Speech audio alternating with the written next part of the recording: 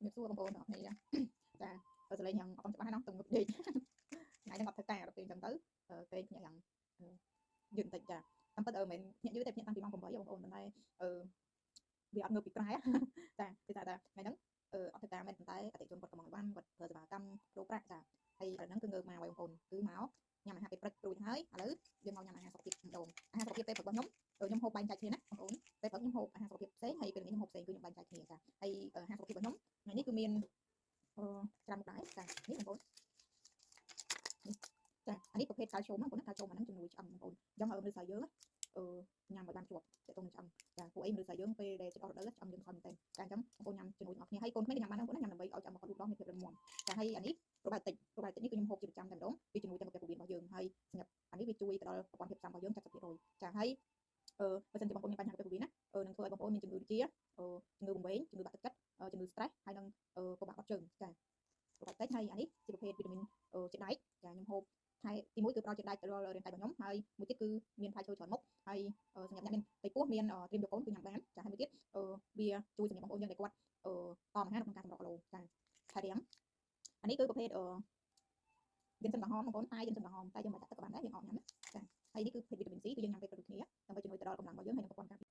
ហើយសម្រាប់អានេះវិញជាប្រភេទយិនសិនក្រហមដែរប៉ុន្តែប្រភេទទឹកបឺតចាប្រភេទទឹកបឺតហ្នឹងក៏យើងញ៉ាំយិនសិននេះគឺយើងញ៉ាំពេលព្រឹកក៏បានពេលថ្ងៃក៏បានពេលល្ងាចក៏បានអត់ប្រកាន់ទេនេះចាហើយសម្រាប់នេះគឺប្រភេទវីតាមីន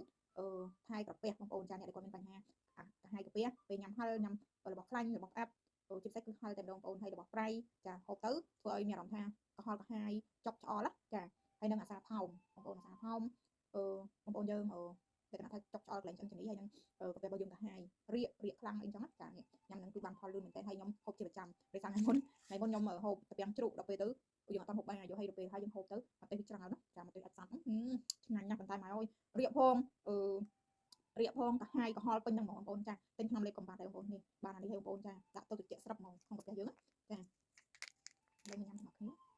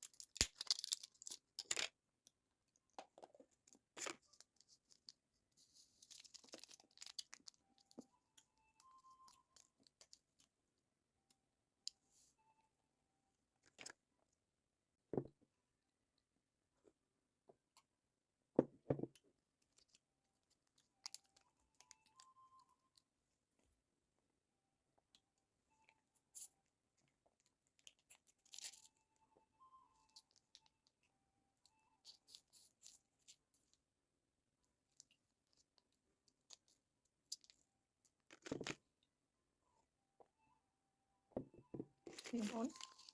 និយាយទៅដោយសារតែខ្ញុំមានពេលខ្ញុំមកធ្វើការខ្ញុំមានពេលមកបង្ហាញបងប្អូនទាំងអស់គ្នាចាបើសិនជាខ្ញុំទៅធ្វើការគឺខ្ញុំដាក់ទៅតាមខ្លួនតែម្ដងបងប្អូនចាដាក់ទៅតាមខ្លួនណាហើយចង់និយាយថាបងប្អូនសម្រាប់ខ្ញុំតើតោះនឹងសុខភាពគឺខ្ញុំវិនិយោគទៅលើសុខភាពលុយដែលខ្ញុំរកបានគឺខ្ញុំវិនិយោគទៅលើសុខភាព20%ហើយ50%គឺខ្ញុំសំ30%ទៀតគឺខ្ញុំចំណាយហូបចុកចំណាយកាផ្ទះចាយទឹកចាយភ្លើងចាអានេះគឺសុខភាពបងប្អូនចំណាយអញ្ចឹងណាគឺយើងមិនមែនចំណាយប្រចាំខែរហូតទេបងប្អូនមានផលិតផលខ្លះយើងមកប្រអប់វាយើងហូបបាន14ខែក៏មាន3ខែក៏មាន2ខែក៏មាន1ខែក៏មានចាឥឡូវអានេះ1ខែណាបងប្អូនមកប្រអប់នេះអានេះយើងវីតាមីន C នេះមកប្រអប់នេះយើងហូបបាន3ខែចាហើយយើងសិននេះមកប្រអប់នេះយើងហូបបាន1ខែវីតាមីនជាតិដែកនេះយើងហូបបាន2ខែយើងសិនក្រហមនេះយើងហូបបាន2ខែប្រូបាយតិចយើងទិញមកប្រអប់យើងហូបបាន4ខែសម្រាប់អ្នកនៅកូរ៉េអ្នកនៅខ្មែរហូបបាន2ខែមកប្រអប់នេះ60ចប់ចាអញ្ចឹងបងប្អូនគិតទៅយើងអត់មានចំណាយគឺថាទិញគ្រប់មុខរាល់ខែទេគឺយើងទិញតាមរបស់ណាដែលអស់ចាអញ្ចឹងគឺដំបូងយើងគឺថាយើងអត់មានគ្រប់មុខអញ្ចឹងយើងទិញម្ដងអញ្ចឹងវាអស់ច្រើនមែនប៉ុន្តែពេលដែលបងប្អូនទិញគ្រប់មុខហើយបងប្អូនហូបគឺយើងអត់អស់ស្រុកគ្នាទេចាអញ្ចឹងខែខ្លះយើងចំណាយតែ5%ខែខ្លះចំណាយតែ10%ខែខ្លះយើងទិញអីផ្សេងទៀតទៅអាចនឹង10 20%អីចឹងទៅដូចជា skin care ដូចអីចឹងណាចា